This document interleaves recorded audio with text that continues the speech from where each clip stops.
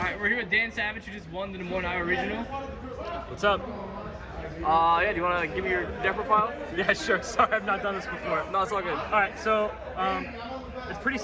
The monster lineup is like super standard. It's just triple Myrmilio because it gives you the ability to win the game. Same thing with Mantis. These are like your one card dudes. Triple Pudica because the field spell is amazing and nobody knows what it does.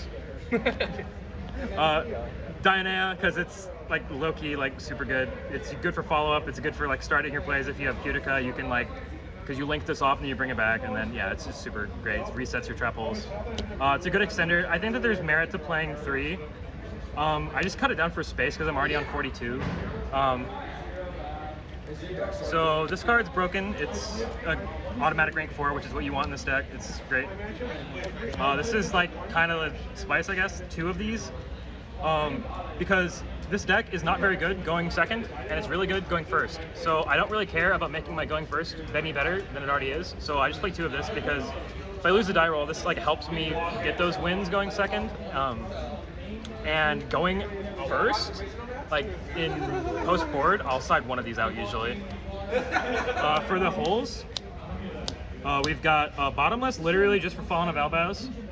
We've got Traptrix Trap Hole Nightmare. It's just randomly good, like against certain decks. Sometimes I keep it in, sometimes I don't. Like it's good against Sprite, sort of, because it negates the search and it gets the body off. Gravediggers makes you not lose to Nib, and it's also really weird and wins you games randomly. And then Floodgate is the goo against Cash. Everyone knows that. That's why people play this deck. And then we have for this card. If you don't know what it does, it's the whole deck. You can set it on the same turn. You can discard a trap hole or any normal trap. Sorry, summons out, and then it also has an effect. You can use one of the 2 effects per turn. When it's in the grave, you can banish it and summon out a Traptrix monster at spell speed 2. It's really good. It's just broken. Yeah, it's broken. Evenly matched because it just like the thing is I don't actually think evenly is like that crazy right now.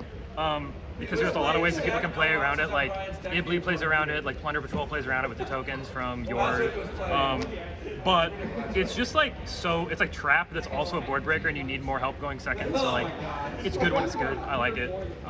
Won me some games for sure. Imperm is just a free Veiler, but it's also a Trap, so it's amazing. Ash because Branded Fusion. Also, this deck has a terrible matchup against Branded, so I want to get my edge cases when I can. This was just, it's great going second, and that's what I want. So this came in, it was great.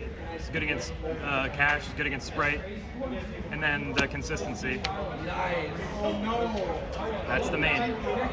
For the extra, triple Sarah. I think that if you really needed more space, you could cut this down to 2, but I don't think that there's really. This deck is pretty free in the extra. Adipus, this card's great for OTKs, it pops cards, it boosts for 1,000,000 damage.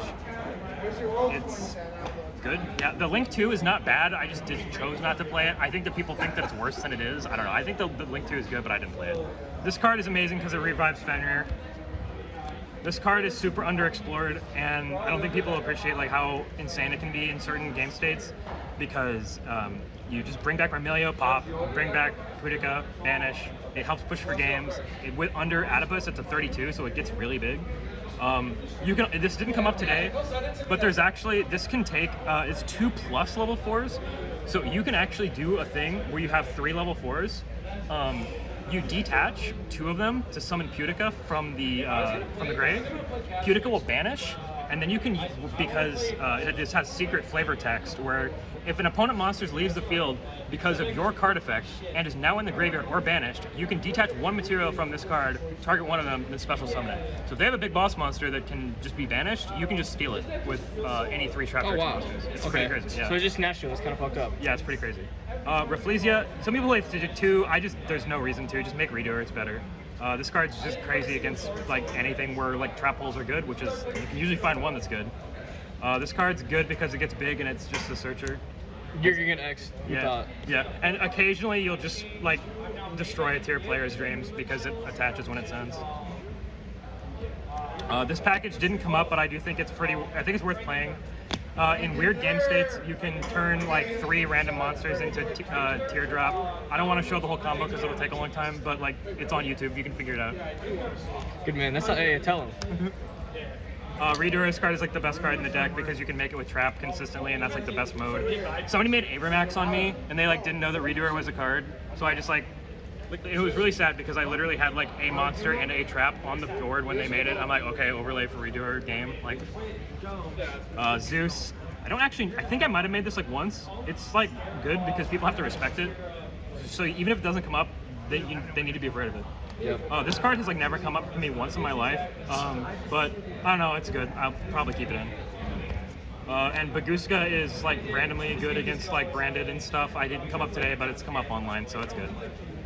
For the side, I think that the side is probably what like was the best part about my deck. It's Shishing Onion token. Shout out to Engie Long One. Yep.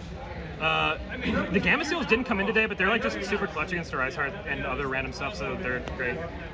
This is great against Sprite. I beat a Sprite player by just drawing this over and over again, and they couldn't do it.